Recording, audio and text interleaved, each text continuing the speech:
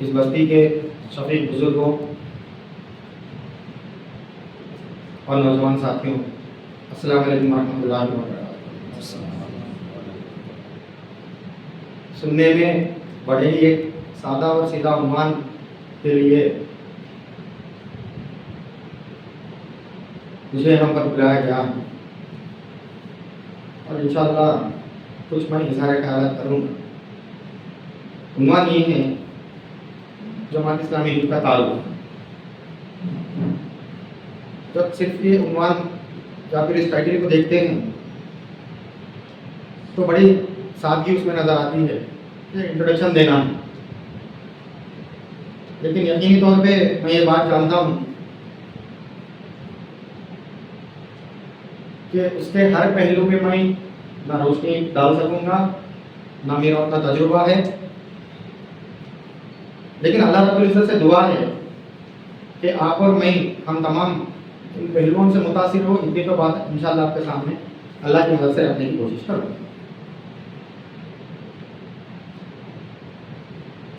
یہ ایک historical subject, اس پہ جانے سے پہلے ہم کو چند ایڈیمس سمجھنے کی ضرورت ہے، یعنی ہم کو پہلے اس بات کو سمجھنے کی ضرورت ہے کہ تنظیم اور تحریک میں فرق کیا ہوتا ہے۔ تنظیم کا انگریزی ترجمہ ہے آرگنائزیشن، تحریک کا انگریزی ترجمہ ہے موومنٹ۔ یہ دونوں کے مقاصد الگ ہیں، یہ دونوں کا ورکنگ سٹائل بھی الگ ہے، لیکن آپ دنیا کی تاریخ کا مطالعہ جب کرتے ہیں تو بعض موومنٹس یعنی بعض تحریکات ایسی اٹھی ہیں دنیا میں جو بے انتہا آرگنائز، اور اس میں سب سے مشہور و معروف جو تحریک اٹھی ہے وہ تحریک اسلامی، یعنی 1400 سال پہلے جو تحریک اٹھی ہے اور جس کے لیڈر قائد نبی کرم صلی اللہ علیہ وسلم ہیں، وہ ایک آرگنائزڈ موومنٹ یعنی تنظیم بھی تھی اور حرکت کرنے والی تحریک بھی تھی۔ اور اسی تحریک کے صدقے میں آج دنیا میں تنظیمیں اور تحریکیں اسلامی نام پہ جو بھی کام کرتے ہیں وہ اپنا کام انجام دیتے ہیں۔ تو تنظیم کیا چیز ہے؟ تنظیم ایک آرگنائزیشن ہوتی ہے جس کے لیمیٹیشن زیادہ ہوتے ہیں، یعنی کسی بھی آرگنائزیشن کے لیے اپنے حدود ہوتے ہیں اور اس کے مقاصد بھی جو سو کہ ان حدود کے اندر ہی رہتے ہیں، لیکن تحریک اسے کہتے ہیں کہ جس کا دائرہ بہت بڑا ہوتا ہے۔ ایک گلوبل موومنٹ بھی ہو سکتا ہے، ایک گلوبل موومنٹ ہو سکتا ہے، گلوبل لیول پہ انقلاب ہو سکتے ہیں، گلوبل لیول پہ حرکت ہو سکتی ہے۔ اور جماعت اسلامی ایک ایسی یا پھر جماعت اسلامی ایک ایسی تحریک ہے جو اپنے آپ میں بے انتہا منظم بھی ہے، آرگنائزڈ بھی ہے، یعنی ریسورسز کے معاملے میں دیکھیے، افراد کے معاملے میں دیکھیے، اس کے ویژن کے معاملے میں دیکھیے، یہ ایک آرگنائزڈ تنظیم بھی ہے۔ اب آپ ویژن سے اٹھ کے جب آبجیکٹو کی طرف جاتے ہیں، مقصد کی طرف جاتے ہیں، اس کا مقصد پورے عالم ہے، اس کا مقصد وہی ہے جو نبی کرم صلی اللہ علیہ وسلم کا مقصد ہے۔ یہ لوگوں کو اسی طرف بلاتی ہے جس طرف نبی کرم صلی اللہ علیہ وسلم اور اللہ کی کتاب بلائی۔ یہ ایک موٹی موٹی چیزوں کو ہم سمجھیں، یعنی تنظیم اور تحریک کا فرق جب ہم سمجھتے ہیں تو ہمارے لیے بہتر ہوتا ہے کہ ہم آگے کی بات کو جیسے کہ بہتر طریقے سے سمجھ سکیں۔ اب میں آپ کو اس زمانے کی طرف لے جانا چاہتا ہوں، تاریخ کے اس موڑ کی طرف لے جانا چاہتا ہوں کہ ایک ملک اور آزاد نہیں ہوا تھا اور تقسیم بھی نہیں ہوا۔ اس وقت ہم اس ملک کی نہیں بلکہ پورے عالم اسلام کی بھی اگر ہم بات دیکھتے ہیں، صورتحال جب ہم غور کرتے ہیں تو عالم اسلام پورا کولونیلسٹ پاورز کے اندر، یعنی جس طریقے سے انگریز یہاں پر حاکم، اسی طریقے سے مڈل ایسٹ میں اٹالینس اور پھر فرانس اور پھر انگریز اور پھر ڈچ، پورچوگل، اسپین، یہ تمام کولونیل پاورز وہاں پر حاوی ہوتے مڈل ایسٹ، اور ان لوگوں کو سخت مخالفت جہاں پر مسلمانوں کی تعداد زیادہ کثیر یا پھر ایک اچھے پیمانے پہ ہے، وہیں سے ان کو بڑی بڑی مخالفتیں ہیں. یہ تاریخ کا حصہ ہے، یہ ہسٹوریکل فیکٹ ہے جو آپ کے سامنے رکھ رہا ہوں. تو ان قوتوں نے یہ بات سمجھا کہ جہاں جہاں پر مسلمان ہیں وہاں سے ہم کو بہت سخت مخالفتیں آ رہی ہیں، بڑے بڑے انقلاب آ رہے ہیں. تو یہ مسلمانوں میں ہی ایسی کیا بات کہ افریقہ کے دیشوں سے وہی انقلاب آ رہا ہے، مڈل ایسٹ میں بھی ان کو اختلاف کا سامنا کرنا پڑ رہا ہے، اور کچھ ہندوستان میں بھی آپ جانتے ہیں کہ ہمارے علماء کی جو قربانیاں رہی ہیں اور پھر مسلمان کی جو قربانیاں رہی ہیں تحریک آزادی میں، یہ ہر جگہ پہ. لیکن ہر جگہ پہ جو یہ بہت بڑے لیول پہ تھا وہاں پر مسلمان کی تعداد یا تو میجورٹی تھی یا پھر ایک اچھی تعداد میں مسلمان. تو ان لوگوں نے ایک اچھا ڈیٹا نکالا جو کہ شاید آپ اور میں نہیں نکال پائے. ان لوگوں نے بعض چیزوں کو امت مسلمہ سے نکالا اور وہ یہ کہتے ہیں کہ اصل میں پرابلم یہ ہے کہ ان کے دین میں یہ چیزیں، ان کے مذہب میں نہیں، ان کے دین میں یہ چیزیں. یہ لوگ جس دین کو مانتے ہیں، جو کتاب ان لوگوں کے پاس محفوظ ہے، یہ کتاب میں ایک حرارت ہے. کیا حرارت ہے؟ غلبے کی حرارت. یہ کتاب میں خود غلبے کی حرارت، غالب ہونے کی حرارت. جیسے کہ وہ قرآن مجید کی اس آیت میں هو الذی ارسل رسولہ بالہدی ودین الحق لیظہرہ علی الدین کلہ وکفی باللہ شہیدا. وہ اللہ ہے جس نے دین حق دے کر رسول آپ کو اس دنیا میں بھیجا ہے. اس دین حق سے کیا کیا ہے؟ دنیا کے جتنے بھی ازمس ہیں، یعنی ادیان، یعنی دین ہے، یعنی فلاسفیز ہے، ان تمام پہ اس کتاب کو غالب کیا جائے. وکفی باللہ شہیدا. اور آپ کے کام، آپ کی کامیابی، آپ کی ناکامی پر میں گواہ ہوں، اللہ کہنا. یعنی دین حق یعنی اللہ کی کتاب اور ذمہ داری رسالت تو اللہ تعالیٰ یہ کہہ رہا ہے کہ یہ پورے ادیان پہ غلبے کے لیے آئے. لیظہرہ علی الدین کلہ. کل ملا کے جتنے ادیان اس دنیا میں پائے جاتے ہیں اس پہ اس کو نافذ کیا جائے. لیظہرہ علی الدین کلہ وکفی باللہ شہیدا. یہ جو دین کو مانتے ہیں اس میں وہ حرارت. تو ہمیں اب ان کو کیا کرنا ہے؟ ہمیں وہی فارمولا اپنانا ہے جو ویٹیکن پوپ کے معاملے میں اپنایا گیا تھا. ویٹیکن کا جو پوپ ہے کرسچینٹی کی دنیا میں، وہ ایک بہت بڑا جو سب کی آپ مان سکتے ہیں کہ ریلیجیس فگر، سب سے بڑا ریلیجیس فگر ہے، لیکن اس کے کچھ بھی ڈیوٹیز نہیں. ایک وقت تھا کہ یورپ کی سیاست میں کرسچینٹی مل گئی تھی، لیکن ان لوگوں نے یہ سازشیں یا منصوبے کی کہ سیاست کو اور مذہب کو علیحدہ علیحدہ کر دیے. ویٹیکن سٹی میں پوپ کو بٹھا دیا گیا. پوپ کچھ نہیں ہے بلکہ وہ ایک کرسچینٹی کا صرف ایک معمولی نمائندہ بن کے رہ گیا. وہی فارمولا کو یہ لوگ جیسے کہ یہاں پر بھی اپنانے کی کوشش کی. انہوں نے کیا کیا؟ مذہب اور دین میں الگ کرنے کی کوشش، اور اس پہ بہت حد تک وہ کامیاب ہوئے. وہ لوگ نے یہاں تک غلام احمد قادیانی یعنی ایک نئے نبی کی بھی بے ست کر دی.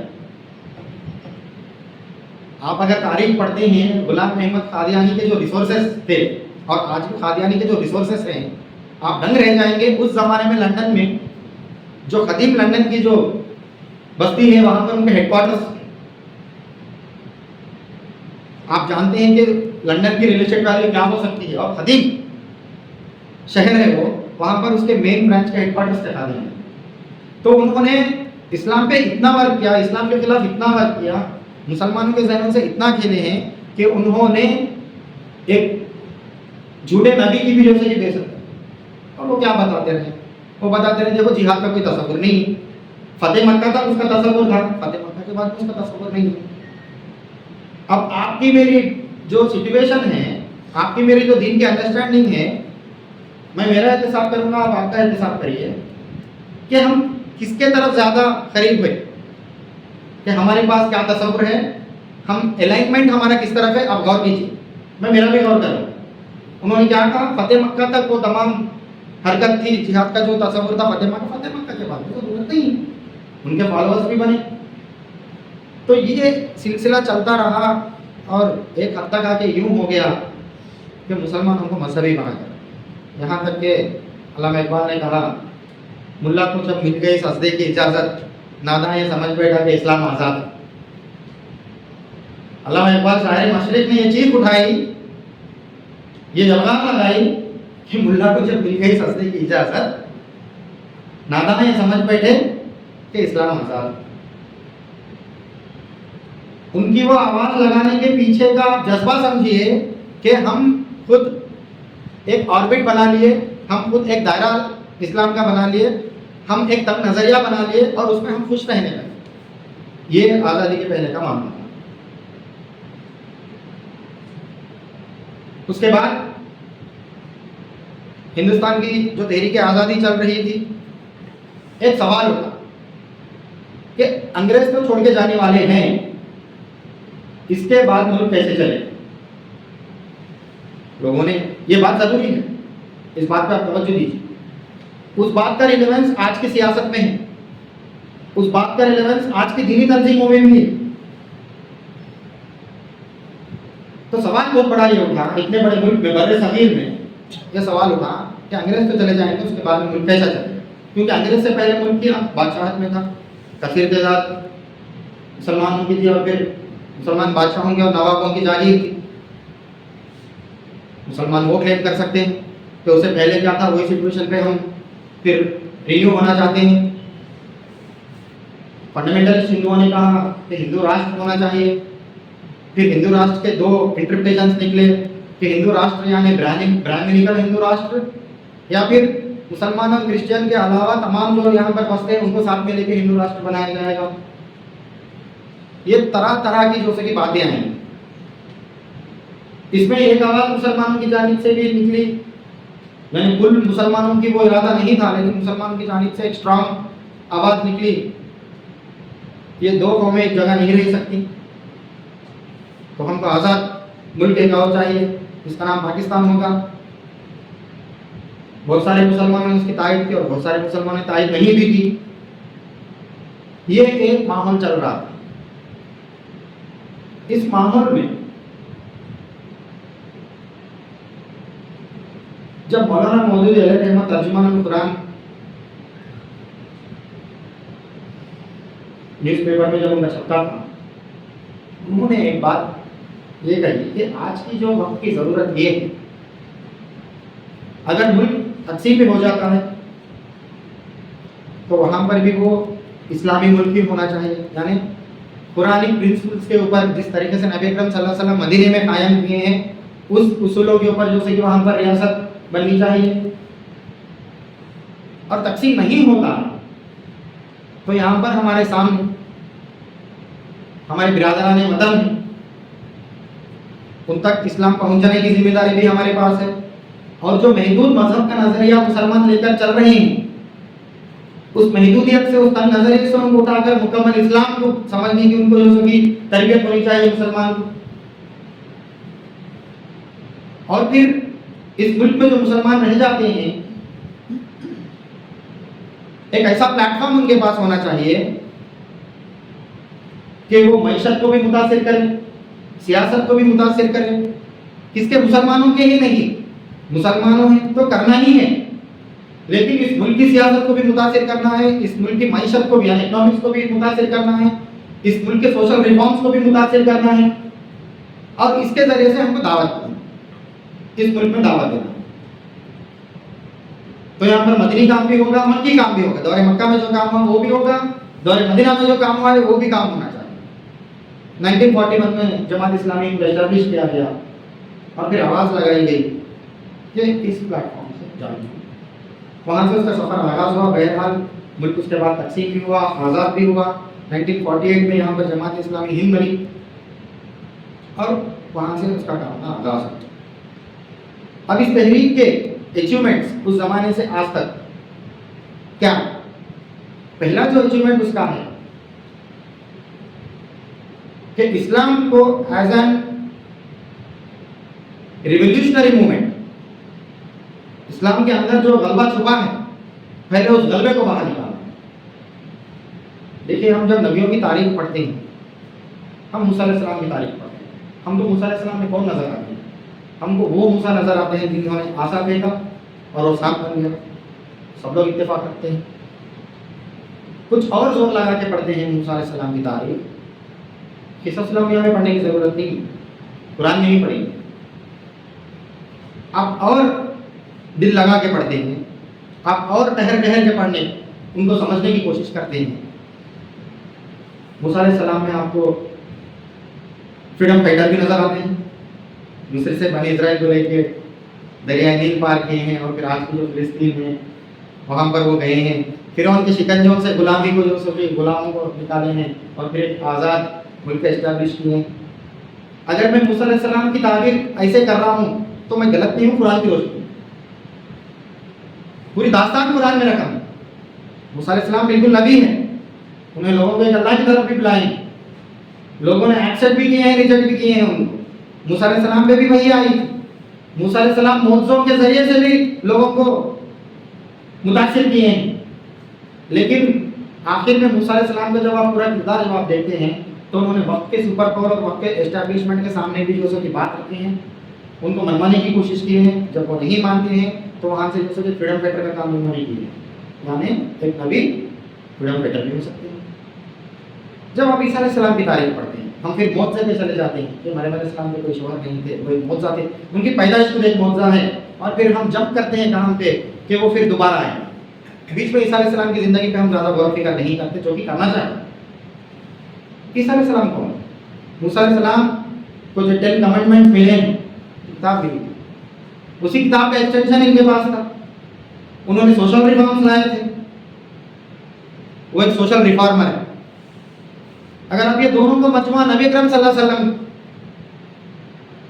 پوری رسالت اور پوری نبوت کا جو بھی جمع ہے وہ نبی اکرم صلی اللہ علیہ وسلم کے کردار میں نظر آتا ہے. کیا ہم نبی اکرم صلی اللہ علیہ وسلم کو, ان کی نبوت اور ان کی رسالت کو جب ہم غور کرتے ہیں کیا ہم کو سوشل ریفارمر نہیں نظر آتے؟ اس زمانے کے جو سوشل ایونٹس, اس زمانے کی جو خرابیاں ہیں, کیا اس خرابیوں کو دور کرنے کی جو ان کی کوششیں ہیں اور جو احکامات ان پہ نازل ہوئی ہے نبی اکرم صلی اللہ علیہ وسلم پہ, کیا ان سوشل ایونٹس کو دور کرنے کے احکامات نازل ہوئے ہیں؟ جیسا کہ سود کو جب حرام کا جو حکم ہے, کیا وہ سوشل ایونٹ نہیں؟ کیا معاشرے کے خلاف اور انسانی شکلت اور فطرت کے خلاف کا جو کارنامہ ہے سود کا, اور بچوں کو قتل کر دینے کا معاملہ ہے, بیوہ اور مسکینوں کے ساتھ کا جو معاملہ ہے, نبی اکرم صلی اللہ علیہ وسلم نے سوشل ریفارمر بھی ہے. اور پھر جب ان کے ساتھیوں کو لے کے وہ ہجرت کیے ہیں, کیا اس ہجرت کی سنت میں ہم کو موسیٰ علیہ السلام کی سنت بھی نظر آتی ہے, سنت ابراہیمی بھی نظر آتی ہے؟ تو جو تنگ نظریہ اسلام کا عام ہو چکا تھا اور مسلمان اس نظریے سے خوش بھی تھے اور مطمئن بھی تھے, ان کو بے چین کرنا بھی مقصد تھا, ان کو ان کے کمفرٹ زون سے نکالنا بھی مقصد تھا. اور بہت حد تک اس مقصد میں ساری جماعت اسلام تھی. اور نہ کہ بس یہ کام کرنا تھا, قادیانی کی جو فتنہ پھیل رہا تھا اس کے خلاف بھی کام کرنا تھا. مسلم انٹلیکچوئل جو کمیونسٹ اور کمیونزم سے متاثر ہو رہے تھے, اس کمیونزم کے خلاف بھی کام کرنا تھا. اور مادہ پرستانہ فلو جو ویسٹ سے ہو کر آج تک آ رہا ہے, ریشنلزم, کنزیومرزم, یعنی مادہ پرستانہ فکر جو ویسٹ سے فلو ہو کے یہاں پر آ رہی, آپ یقین نہیں جانتے ہم تمام مادہ پرستی کے شکار. میں آپ کو ایک معمولی مثال سے سمجھانے کی کوشش کروں گا.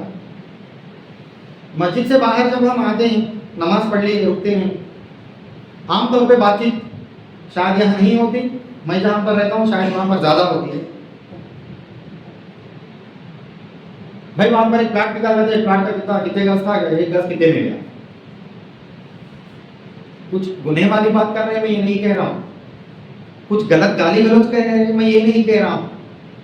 انسان کی فکر جو بنتی ہے, یا پھر ایک معاشرے کی, ایک قوم کی, ایک ملت کی جو فکر بنتی ہے اور اس کا تسلسل جو رہتا ہے, میں آپ کے سامنے رکھ رہا ہوں. ہوتی ہیں عام باتیں ہوتی ہیں, کاروبار کے مطابق باتیں ہوتی ہیں, یعنی مادہ پرستانہ باتیں.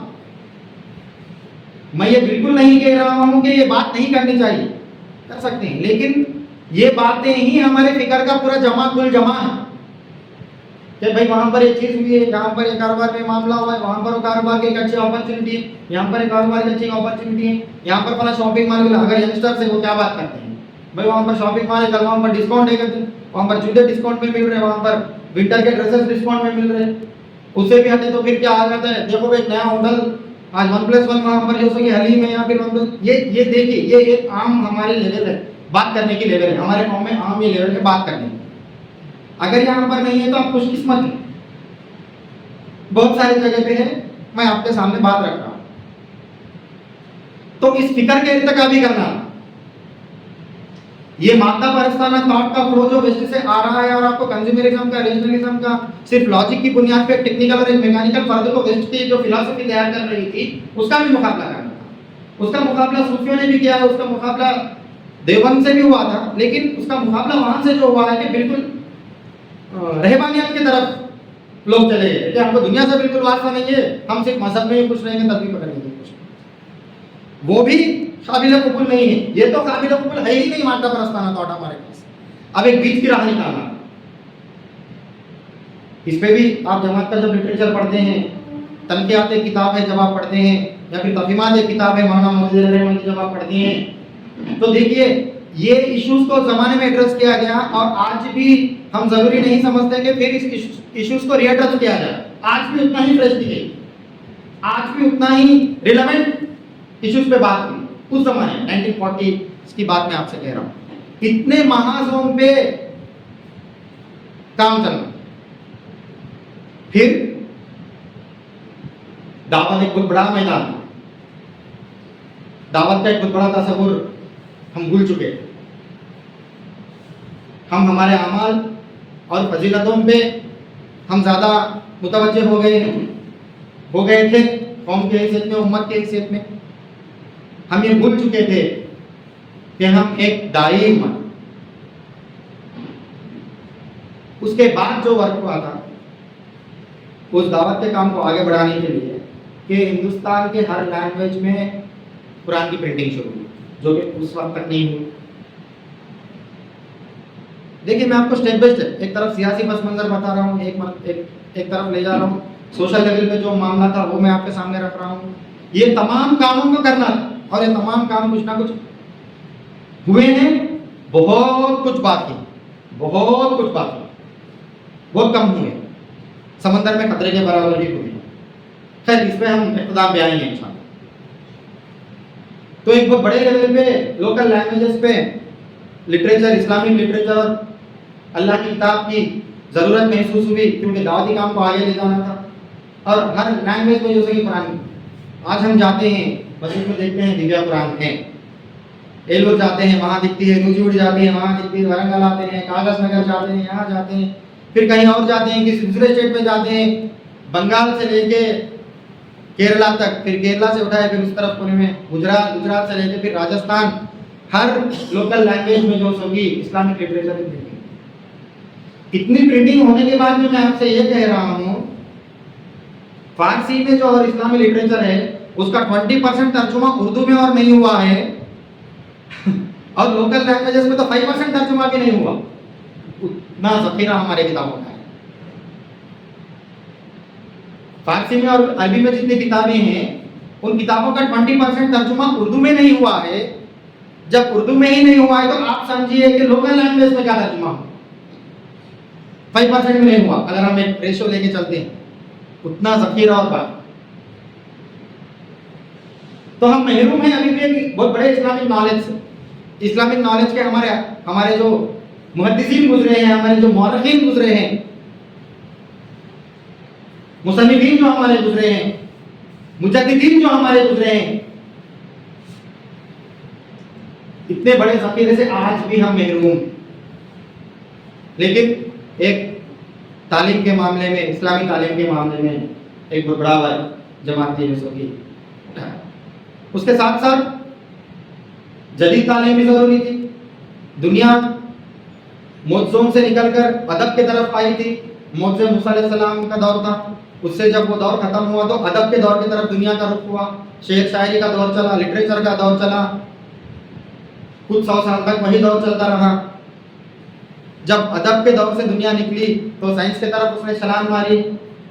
تو قرآن قیامت تک رہنے والی کتاب ہے, بدلتے ہوئے ہر دور کو ایڈریس کرے گی, اور ہم جو کہ قرآن کو ماننے والے ہیں تو بدلتے ہوئے وقت کے تقاضوں کو ہم چلتے پھرتے ایڈریس کرنا ہے. تو اس کام کو بھی ضروری سمجھیں. اور ایجوکیشن میں دیکھیے, ایجوکیشن کی میں آپ کو ایک بات کہتا ہوں. اتورم کا ایک ڈپٹی کلکٹر آفس ہے, وہاں پہ کام سے ہمارا آنا جانا رہتا ہے. وہاں کے آفس میں ڈپٹی کلکٹر کی لسٹ 1947 سے لے کے 1973 تک جتنے بھی وہاں پر جو سو کلکٹر ڈپٹی کلکٹر سے آئے ہیں, ماں سوا دونوں جن کے نام کے آخری میں شرما ہے, باقی ابر مسلمان. لاسٹ جو پوسٹنگ ہوئی ہے جنرل حسین صاحب کی, آپ میں سے بہت سارے لوگ شاید جانتے ہیں, راشیکر ریڈی کے پرنسپل سیکرٹری تھے جنرل حسین صاحب. اس کے بعد میں کسی مسلمان کی پوسٹنگ وہاں نہیں ہوئی. تو تعلیم کی طرف متوجہ کرا رہا ہوں میں آپ کو کہ جب تک تعلیم اردو میں تھی, بڑے شہروں میں کم سے کم اردو میں کچھ حد تک تعلیم کا حصول ہوا. لیکن جب اردو کو درجہ نہیں دیا گیا اور پھر انگریزی اور دیگر لینگویج کو درجہ دیا گیا, ہم نے خود فتوے جاری ہو گئے تھے اور پھر ہم نے خود اپنے اولاد کو روک دیا کہ دیکھو کفرانہ زبان ہم نہیں سیکھیں. یہ ہوا, یہ فیکٹ. میرا بھی تعلق مدور سلاف پور سے ہے. جب میں میرے نانا نانی اور ان کے بھائی ان کے بہن سے جب میری بات ہوتی ہے تو وہ لوگوں کو بھی تاریخ پہ اچھا غیر معمولی گریپ ہے. لیکن جب میں ان سے پوچھتا ہوں اس سے آگے آپ کیوں نہیں پڑھ سکے, نہیں اردو زبان کو جب روک دیا گیا ہم اسکول کو جانا پڑتا ہے. لدنور, ریورتی, یہاں سے جنگلوں کے آس پاس سے لے کے یہاں سے برنگل تک, شاید بڑے لوگ میرے سے زیادہ اس بات کو جانتے ہیں. تو جب اردو کو روکا گیا تو ہم جو سکتے ہیں. پھر جماعت نے ایک بات اٹھائی کہ تعلیم, جدید تعلیم کا زبان سے لینا دینا نہیں ہے, جدید تعلیم لے سکے ہم بند کریں. الحمدللہ ثم الحمدللہ آپ دیکھتے ہیں آج جتنے بھی مسلمان اسکول چلاتے ہیں اس کا انسپریشن چاہے وہ کسی بھی جماعت سے تعلق رکھتے ہوں, اس کی جو بنیادیں پڑی وہ جماعت اسلامی سے پڑی. اور ایک رف فگر میں آپ کو بتاتا ہوں. جماعت اسلامی ہند کے رکن کارکن اور پھر اس سے جو لوگ منسلک ہے اس ملک میں 12 سے 13 ہزار اسکول چلاتے ہیں. 12 سے 13 ہزار اسکول چلاتے ہیں. اور کشمیر میں وہ ایک الگ برانچ ہے جماعت اسلامی کشمیر جسے مانتے ہیں. وہاں پہ آرٹیکل 370 لانے سے پہلے جماعت کے اسکولس کو بین کیا, اس کے بعد میں جماعت کے اکاؤنٹس کو فریز کیا ہے. میں بات آپ کو کس لیے بتا رہا ہوں, میں بات اس لیے بتا رہا ہوں کہ دشمن چوکنا ہے کہ امت مسلمہ میں کون کیا کام کر رہا ہے, کون مذہب کو مذہب کے حیثیت میں جیسا کہ تسلیم کر کے آگے بڑھ رہا ہے, کون مذہب کو مذہب سے اٹھا کر دین کے حیثیت میں تسلیم کر کے جیسا کہ آگے بڑھ رہا ہے. نیوز پیپرز میں ہی یہ بات, آرٹیکل 370 کی کوئی پرانی بات نہیں, لیکن انہوں نے پہلے اسکولس بند کیے, اس کے بعد بینک اکاؤنٹس پہ. اصل تو پہلے بینک اکاؤنٹ فریز کرے ہم سمجھتے ہیں, یا پھر پراپرٹیز فریز کرتے ہیں, پہلے لوگ اسکولس بینک, کیونکہ ان کو معلوم ہے کہ مسلمان اگر جدید تعلیم میں ماہر ہو جاتا ہے اور جب وہ جدید تعلیم کے ساتھ اس کی دینی تعلیم اٹیچ ہو جاتی ہے تو ایک ایسا غیر معمولی انقلاب آ سکتا ہے جس کو کوئی نہیں روک پائے گا. تو انہوں نے اپنی چال چلی, لیکن جماعت نے محسوس کیا کہ دینی تعلیم کے ساتھ ساتھ جدید تعلیم میں بھی جو سکی. آج کے حلقے پہ علماء کا ایک اجلاس ہے کہ کسی بھی مکتب فکر کے علماء کو شہروں سے لیا ہم لے گئے ہیں وہاں پر آرٹیفیشل انٹیلیجنس اور کمپیوٹر کے بنیادی تعلیم ان کو بتائی جا رہی ہے کہ ہمارے علماء سے ہمارے عالم سے محروم نہ ہے کہ جدید تعلیم سے آ رہا تھا. وہ تعلیم کا سلسلہ بھی چلتے ہوا. اور اس کے ذیل میں کیونکہ ہم کو دعوتی کام بھی کرنا ہے اور ہم اس بات کو مانتے ہیں کہ ہمارے نبی رحمت للعالمین ہیں, اور قرآن میں ہم بارہا یہ پڑھتے ہیں کہ ہم الرحمن اور رحیم پہ ہمارا عقیدہ ہے, ان پر ہم ایمان لائے ہیں, اس ذات پہ ایمان لائے ہیں جس کے بارے میں ہم قرآن میں پڑھتے ہیں تو الرحمن اور رحیم ہے. تو ہمارے دلوں میں بھی رحمت ہونا چاہیے. تو آرگنائزڈ لیول پہ خدمت خلق کا ایک جذبہ ہم کو جو سکی انجیکٹ کرنا اور شعبے خدمت خلق کو جو سکی بنایا گیا. اور خدمت خلق کا جس لیول کا کام آج امت مسلمہ میں چل رہا ہے اس کو آرگنائزڈ لیول پہ بہت عرصے تک آرگنائزڈ لیول پہ جو کی ہیں وہ جماعت, بلکہ خدمت خلق کے باؤنڈریز توڑتے ہوئے انہوں نے, ہم خدمت کو ٹریڈیشنل مسلم پوائنٹ آف ویو سے یہ سمجھتے تھے کہ اگر میں خیرات کروں تو میں مسلمان کو ہی کروں. اس باؤنڈریز کو بریک کیا گیا کہ ہم لوگوں کے لیے خیر الناس, ہم وہ قوم ہے ہم لوگوں کے لیے خیر الناس, تو ہم لوگوں کو بغیر کوئی ان کے ریلیجن, کاسٹ, کریڈ, کلر کو ہم نظر انداز کرتے ہوئے ہم خدمت کریں گے. اور خدمت کا ایک بہت بڑا آپ جو سو کہ آپ تمام جانتے ہیں, اور جماعت اسلامی کو ان کے مخالفین بھی یہ کہتے ہیں کہ وہ سوشل سروس میں ماہر, میں سوشل سروس میں ایکچولی جماعت اسلامی ماہر نہیں ہے. سوشل سروس جماعت اسلامی ان کا ایک ذیلی شعبہ. سوشل سروس کے لیے جماعت اسلامی نہیں. بہت سارے مجھے عجیب یہ اتفاق ہوتا ہے بعض مقام پہ کہ ہمارے کارکنان اور ہمارے متفقین بھی یہ کہتے ہیں کہ سوشل سروس میں جو سب ہم ماہرین نہیں. ہم سوشل سروس میں اس لیے ماہرین ہیں کیونکہ قرآن سوشل سروس کے لیے جو کہ ہم کو تاکید کر اللہ تعالیٰ تاکید کرتے ہیں, نبی اکرم صلی اللہ علیہ وسلم تاکید کیے ہیں. یہ ایکسکلوزیولی کوئی جماعت کا جو سو کی پلیٹ فارم نہیں ہے. جماعت نے وہی پرانے تاٹ کو جو سو کہ آگے بڑھایا ہے, مسلمانوں تک پہنچایا ہے, دوسرے تنظیموں تک پہنچایا ہے, کراس پلیٹ فارمز تک پہنچایا ہے. تو پھر جب جو سو کی خدمت خلق کو آرگنائز لیول پہ کام کیا گیا, دوسری تنظیمیں بھی الحمدللہ ثم الحمدللہ خدمت خلق کے اس شعبے میں کام کر رہے ہیں, اچھا کام کر رہے ہیں, بہت غیر معمولی جو سو کہ نتائج ہو رہے ہیں. اور دعوت میں بھی آپ دیکھتے ہیں دعوت کی بھی جو پہلی پکار لگائی گئی تھی, جب تک دعوت کا طریقہ کار, دعوت کو کس طریقے سے پیش کرنا چاہیے, کس طریقے سے مؤثر انداز سے پیش کرنا چاہیے, کس طریقے سے نتائج کی جو سو کہ نتائج تک ہم کو دعوت کو ہمارے لے جانا چاہیے, اس کے لیے کتنا استقامت اور کتنا صبر ہونا چاہیے. اور یہ پورا نصاب جو کہ آپ کو ملتا ہے, آپ کس کی کون سی بھی کتاب تیلگو میں نکالیے, آپ کو دعوت کا پورا معاملہ. آپ یہاں پر تیلگو چلتا ہے تو تیلگو, بنگالی چلتا ہے جہاں پر بنگالی, ملیالی جہاں پر چلتا ہے ملیالی, کنڑ, ہر جگہ پہ جو کہ یہ کتابیں ہیں. اور اسی دعوت کے کانسیپٹ کو جو رینیو کیا گیا تھا دوسری تنظیم میں بھی ایکسیپٹ کیا اور وہاں بھی غیر معمول تھا. اب اس کے بعد بات رہی سیاست. دو چیزوں سے جماعت کو جوڑا جاتا تھا ایک وقت پہ. ایک تھا خدمت خلق جس کی بات ہم کر چکے ہیں, دوسرا ہے سیاست. سیاست سے محرومی کی قیمت ہم آج بھی چکا رہے ہیں. سیاست اور دین کو علیحدہ سمجھنے کی محرومی اس امت نے جو چکائی, اس ملک میں جو ہم چکائے ہیں اور چکا رہے ہیں. اور یہ عام بات ہوا کرتی تھی کہ جماعت اسلامی لوگ سیاسی تقریریں کرتے ہیں, سیاسی تعبیر انہوں نے دین کی کی ہے, یہ سیاسی بات کرتے ہیں. اور آج میں گزشتہ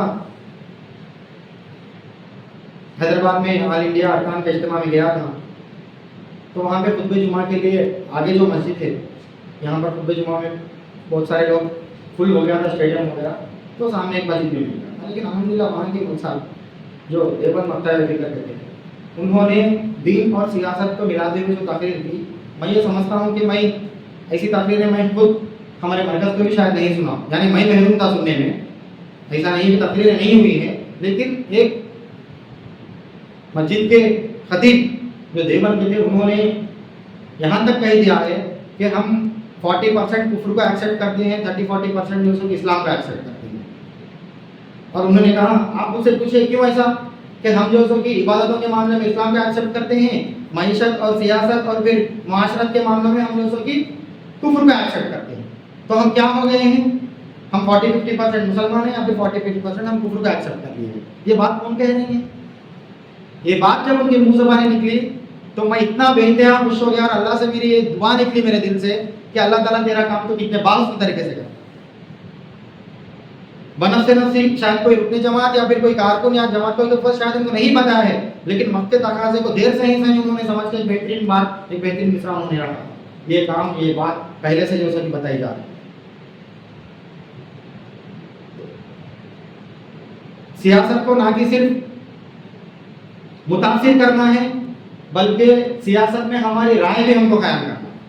برادران وطن کی رائے کو ہم کو جو سکی متاثر کرنا ہے, ان کے اوپینین کو ہم کو جو سکی انفلوئنس کرنا ہے. برادران وطن کا ہمارے پاس کیا اوپینین, ہمارے مطابق کیا اوپینین ہے, آپ یقین نہیں کریں گے. گجرات کے جو دنگے فساد ہوئے ہیں اس کی رپورٹ ہے, کسی آپ جماعت کے بڑے ذمہ دار کی اگر پوچھتے ہیں تو شاید آپ کو ملے گی. اس رپورٹ میں ایک ایسے واردات کا ذکر ہے کہ وہاں کے جو پڑوسی, مسلمانوں کے جو پڑوسی جو روز ہر دن خالہ, پھوپھی, چچی, وہاں کے مادری زبان میں کیا بلاتے ہیں کہ اتنا وہ بازو کے گھر کا نوجوان ہماری مسلم بہن کو آپا، خالہ، چاچی کچھ بھی بلاتا تھا، اور گھر کے سامان کی ضرورت ہے تو وہ لا کر دیتا تھا. جب دنگے فساد ہوئے تھے تو وہ خود آگے ان کے بیٹیوں پہ دل جبر کر کے، جس کو بہن کہتا تھا، جن بیٹیوں سے راکھی بنواتا تھا، وہ خود جبر کر کے جو سو کی ان کو مار دیا. یہ آن ریکارڈ ہے، یہ آن ریکارڈ ہے. میں جو بات کہہ رہا ہوں یہ آن ریکارڈ ہے. یہ افسانہ نہیں ہے، یہ فسانہ نہیں ہے. یہ 22 سال پہلے اس ملک میں گزرے سوال. آج آپ دیکھتے ہیں جو بلڈوزر راج چل رہا ہے، کتنے لوگ ہمارے برادران وطن ہماری صفوں میں آ کے ہم کو سپورٹ کرنا چاہ رہے ہیں. ایک میڈیا کے رویش کمار کر رہے ہیں، یا پھر کوئی اور کر رہا ہے، یا پھر کوئی کورٹ میں بیٹھا جج جو اس کو کہہ رہا ہے. ویسا نہیں. میرا پڑوسی، کیا میں بات کہہ سکتا ہوں کہ کل اگر میرے گھر پہ کچھ حملہ ہو رہا ہے تو میرا غیر مسلمان دوست مجھے بچانے آئے گا؟ کیا میں وہ رائے کو مینٹین کر رہا ہوں؟ ملکی امور، جماعت نے ایک شعبہ بنایا ملکی امور. ملکی امور پہ ہماری تربیت بھی ہو، ہماری تعلیم بھی ہو، ہم وہ ٹیکٹ کو سمجھیں، ہم ان چیزوں کو سمجھیں. یہ کام ہمیں ہی کرنا ہے. یہ کام ہم آؤٹ سورس نہیں کر سکتے. یہ کام ہم عربوں کے شیخوں کو آؤٹ سورس نہیں کر سکتے، یا پھر ایران کے آیت اللہ کو آؤٹ سورس نہیں کر سکتے، یا کسی سجادوں کو ہم آؤٹ سورس نہیں کر سکتے، کسی متولیوں کو ہم آؤٹ سورس نہیں کر سکتے. میرے پڑوسی سے جو ہمارا برادران وطن ہے، اس سے جو معاملہ میرا ہونا چاہیے، یہ کام کون کرنا ہے؟ یہ کام ہمیں کرنا ہے. جماعت اسلامی نے محسوس کیا، ہندوستانی سماج ایک شعبہ بنائے، ملکی امور کا ایک شعبہ بنائے.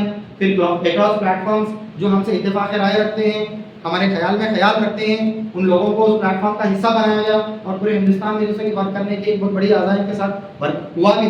اس کے نتائج آپ دیکھتے ہیں کہ جو سیاسی نتیجے نکلے ہیں اس میں بھی ہم وقت دیکھتے ہیں. اس میں یہ نہیں کہہ رہا ہوں کہ صرف جماعت کی وجہ سے یہ ہوا، میں یہ کہہ رہا ہوں جو فکر ڈیولپ ہوتی ہے اس فکر کے نتیجے میں ہی ہوا. یہ پوری ملت کا کام، یہ پوری امت کا کام ہوتا ہے، لیکن یہ فکر ڈیولپ کہاں سے؟ اس کو بھی ہم کو سیکھنا ہے. اس کو بھی ہم جو سو کہ اچھی طرح چیزوں، یہ تمام کامیں یہ تمام کامیں اگر آپ اور میں یہ سمجھ کے کر رہے ہیں کہ دین سے علیحدہ کام ہے، یہ بالکل دین کا کام، یہ بالکل دین کا کام ہے. مدینے میں نبی اکرم صلی اللہ علیہ وسلم گئے تھے، کراس دا پلیٹ فارم انہوں نے کس کے ساتھ بیٹھے؟ بنو نادر جو قبیلہ تھا، یہودیوں کو ان کے ساتھ بیٹھے، ان کے ساتھ ایگریمنٹ کیے ہیں. دو قبیلے جو یہودیوں کے تھے ان کے ساتھ بیٹھ کے ایگریمنٹ کیے ہیں. پھر وہاں کے جو لوگ اسلام قبول نہیں کیے تھے ان کے ساتھ بیٹھ کے ایگریمنٹ کیے ہیں. آج کی جو بیت المقدس یروشلم ہے، جب وہ فتح ہوا تھا، عمر رضی اللہ تعالیٰ نے خود بنفس نفسی وہاں پر پہنچے تھے. وہاں پر جو کرسچین پریسٹ سے ان کے ساتھ ایگریمنٹ ہوا تھا. دمشق، آج جو سیریا برباد ہو رہا ہے، دمشق کو جو فتح کیا گیا، وہاں خود عبداللہ بن جرح امیر الامت بیٹھ کے وہاں پر ایگریمنٹ کیا اکراس دا پلیٹ فارم. میں تاریخ میں آپ کے سامنے بہت سارے مثال بتا سکتا ہوں کہ جہاں پر اکراس دا پلیٹ فارم جیسے کچھ آئیڈیاز ایکسچینج. ہم مذہب کے اس دائرے میں ہی مطمئن، آج بھی بہت، میں وہی کہہ رہا ہوں، بہت سا کام ہوا ہے لیکن اور بہت سا کام باقی ہے. ستاروں کے آگے جہاں اور بھی ہے، چمن اور بھی ہے، آشیاں اور بھی ہے، بہت کام باقی ہے. ہم ستارے تک پہنچے نہیں، لیکن اقبال کہتے ہیں ستاروں سے آگے جہاں اور بھی چمن اور بھی ہے، آشیاں اور بھی ہے، تو بہت سا کام ہے. تو ان چیزوں کا بھی احساسات ہم کو رکھنے کی ضرورت ہے. پھر اس سے آگے اب ہم اختتام کی طرف آئے. آپ کو میں بات شروع کیا تھا ہندوستان کی تقسیم سے پہلے، اور آج ہم یہاں پر آگے پہنچے، اور بہت ساری باتیں میں آپ سے پہلے ہی کہہ چکا ہوں. ہر بات کے اوپر جیسے کہ میں روشنی نہیں ڈال سکتا، باتیں ذہن سے نکل جاتی ہیں، اور یہ اتنا بڑا سبجیکٹ ہے اور یہ اتنا پیچیدہ سبجیکٹ ہے کہ ان سبجیکٹ کو کی شاید پوری باتیں آپ کے سامنے نہیں آئیں. اور یہ ایک ایسا پلیٹ فارم ہے جو مسلک سے اٹھ کے کام کرتا ہے. مسلک کی دعوت کہیں نہیں، جماعت مسلک کی دعوت میں نہیں مانتی. ہماری جو امیر جماعت ہے حنفی، نائب امیر جماعت ایک ولی اللہ سیدی صاحب ہیں، وہ سلفی ہیں، اور ایک نائب امیر جماعت ہے شافعی ہیں، عارف علی صاحب. ایسا آپ دیکھتے ہیں. رفیق قاسمی صاحب جو شورا کے ممبر گزشتہ گزرے ہیں، محب اللہ قاسمی اسسٹنٹ طلبہ سیکریٹری کر رہے ہیں. یہ قاسمی یہ فکر دیوبند سے. یہ پلیٹ فارم ایسا ہے کہ ہمارے مسئلہ کے اختلافات جو ہوتے ہیں اس اختلافات کے حسن کو باہر لاتے ہیں. آپ دیکھیں، میں آپ کو ایک اعلیٰ कमेटी बता रहा हूँ, एक आला लीडरशिप बता रहा हूँ, एक आला लेवल की मर्कजी लीडरशिप बता रहा हूँ जिसमें 4 मसलक हैं, बाकी क्या है मैं आपसे क्या हूँ। और वो लोग हमसे ये सिखाते हैं, हामिद उमर खान साहब जो गुज़िश्ता हमारे साबिक़ अमीर साहब थे, वो एक बात बड़ी खूबसूरत बात कहते थे कि मसलक पे चलो मकसद पे हो, मसलक in itself is not objective. और नायब अमीर जमात अमीर हसन साहब और एक खूबसूरत बात कहते हैं कि देखिए उलेमा ने खुद ये बात कही है कि मसलक आसानी के लिए बनाया गया। मसलक आम आवाम के पास जब नॉलेज नहीं था, फ़िक़ही नॉलेज नहीं था, इस्लामिक नॉलेज इतना ज़्यादा नहीं था, आज तो फिर भी व्हाट्सएप यूट्यूब वगैरह वगैरह आपके हाथ में, मेरे हाथ में फ़ोन आ गया है, और आज भी मैं ये समझता हूँ कि हकीकी नॉलेज तक हम बहुत दूर हैं। लेकिन वो ये बात कहते हैं क्योंकि उनका उलेमा के साथ उठना बैठना, वो ये कहते हैं कि मसलक बनाया गया था आसानी, अमल में आसानी के लिए बनाया गया था। मसलक में उलझ के हम एक दूसरे से जो सके मुंह मोड़ लेने के लिए मकसद नहीं बना। वो बात तो उलेमा के दरमियान में होती है और बात उसमें तरीके से होती है, वो टेबल के इस तरफ उस तरफ बैठते हैं, चाय बिस्किट पे मसलक की बहुत बेहतरीन बातें वो कर लेते हैं। और ये कौन से उलेमा कह रहे हैं? ये नायब अमीर जमात को देवबंद और फिर सलफी उलेमा ये कहते हैं कि देखो मसलक हम अमीर साहब बनाए नहीं, हम बनाए नहीं है कि लोग उसके बारे में जिक्र कर लेंगे जो सके एक दूसरे से दूर हो। हम ये बनाए थे कि इनके पास कम नॉलेज है, यहाँ पर अरबिक यहाँ पर नहीं पहुंची थी, अरबिक ट्रांसलेशन यहाँ पर नहीं पहुंचे थे इस बर्रे सगीर में, तो इसलिए यहाँ पर बनाया गया है कि उनको आसानी हो, अमल करने में आसानी हो, लड़ने के लिए सब्जेक्ट वो बनाया नहीं गया। तो वही बात मैं आपके सामने रखता हूँ, मसलक पे चलेंगे, मकसद पे मरेंगे। केरला में हम देखते हैं, जाते हैं तो वहाँ पर रफले के साथ नमाज की जाती है, वहाँ से हटते हैं यहाँ पर आते हैं, हम हनफी मसलक वाले रहते हैं, लेकिन दोनों आजू बाजू में नमाज पढ़ते हैं। कैडर की बात मैं ये कह रहा हूँ, ये कैडर में जब हम खिदमत में जाते हैं किसी इज्तिमा में, अलग अलग स्टेट्स के लोग होते हैं, वो हमारी जो इमामत कर रहे होते हैं जोहर की नमाज में, जैसे कि रफले के साथ वो इमामत कर रहे हैं, फिर उसके बाद हम असर के लिए खड़े हो गए तो बगैर रफले के साथ चल रहा है, काम चल रहा है, वो हमको टीच करते हैं, वो हमको तरबियत करते हैं, काम को आगे बढ़ाने की वजह से अफजाई करते हैं, हिम्मत अफजाई करते हैं, इंकरेज करते हैं, वो आगे बढ़ते हुए चले जाता है। तो ये एक प्लेटफॉर्म, इस प्लेटफॉर्म में आने के लिए हमेशा से दावत दी जा रही है। और ये प्लेटफॉर्म की एक और खुसूसियत और मासूमियत मैं आपको बताता हूँ, उसका हुस्न मैं आपको बताता हूँ। जमात ये कभी भी क्लेम नहीं करती है कि ये खुद एक मिल्लत है, जमात मिल्लत से कम्पीट नहीं करती। आप मेरी बात अच्छा समझिए, किसी मेरे जैसे कम समझदार लोगों के एटीट्यूड को अगर आप देखकर अगर मुझे जमात समझते हैं तो एक झूठे मुसलमान को देखकर इस्लाम का अंदाजा लगाना कैसा गलत बात है। आप मुझे देखकर या किसी और एक इंडिविजुअल को देखकर मत लगाइए, बल्कि मुझे अच्छा रहना है, मुझे मालूम है, लेकिन अगर आपको अंदाजा लगाना है, मैं ये बात कहता हूँ, मिल्लत इस्लामिया में एक वॉलेंटियर ऑर्गेनाइजेशन, असल तो मिल्लत ही है, हमारे लिए असल जो चीज़ है वो मिल्लत ही, हमारे मकसद में असल जो चीज़ है वो मिल्लत ही, हमारी कोशिशों में जो असल चीज़ है वो मिल्लत ही, हमारी काविशों में जो असल चीज़ है वो मिल्लत ही। हम मिल्लत से कम्पीट नहीं करते। अगर कोई कारकुन, कोई रुकन, कोई ऐसा होगा बच्चा, कोई हमारा जिम्मेदार ये समझ रहा है कि हम मिल्लत से बड़े हैं, क्योंकि अगर इल्म में अगर ज़्यादा है या फिर तकरीर अगर ज़्यादा अच्छा कर सकते हैं या फिर ऐसा खिदमत का काम हम बहुत बड़ा अंजाम दे दिए हैं, और आप मिल्लत से जब कम्पीट होते हैं तो रिक्रूटमेंट भी नहीं होगा और मिल्लत जो है कि हमसे नाराज भी हो जाएगी। ये मिल्लत नहीं, जमात इस्लामी खुद अपने आप में मिल्लत जो है कि क्लेम नहीं करती है, ये मिल्लत का एक वॉलेंटियर प्लेटफॉर्म, बाद लोग जमा हुए हैं और वॉलेंटियर कर रहे हैं, मिल्लत का जो काम है वो कर रहे हैं, और उसके बाद में ये दावत दे रहे हैं कि ये वॉलेंटियर्स काफ़ी नहीं है, आप भी जो है कि वॉलेंटियर कीजिए अपने आप को, और आप भी जो है कि इससे जुड़िए, बिल्कुल आप अपने मसलक पे चलिए, लेकिन इससे जुड़िए। एक तराना है जिसके 4 लफ्ज आपके सामने रखूंगा, ऐ कौम अगर तुम साथ ना दो तो तन्हा हमसे क्या होगा, ऐ कौम तुम अगर साथ ना दो तो तन्हा हमसे क्या होगा। एक फितना शोर मचाता है, एक फितना शोर मचा रहा है, बाबरी मस्जिद का मचा है, उसके बाद में कुछ और फितना है, उसके बाद में कुछ और, अब संभल के मस्जिद का फितना है, ये फितनों का दौर चलता रहेगा।